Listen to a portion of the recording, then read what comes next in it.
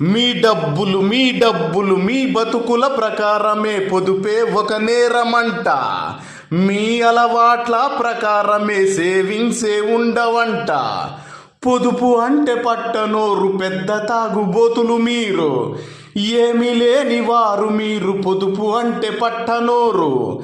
కానీ ఒక సందేశం వింటనంటే ఉగ్రమే.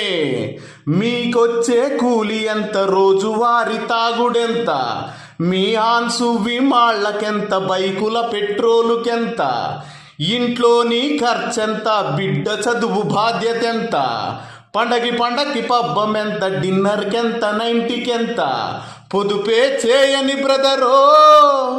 పొదుపే చేయని బ్రదరో ఆస్తులెట్ల కూడుతాయి. మిత్రమా, నెలకెంత సంపాదిస్తున్నావన్నది కాదు ముఖ్యం. పొదుపు అన్న అస్త్రంతో నీ భవిష్యత్తుని ఎలా ప్లాన్ చేస్తున్నావన్నదే ముఖ్యం. Thank you. ప్లీజ్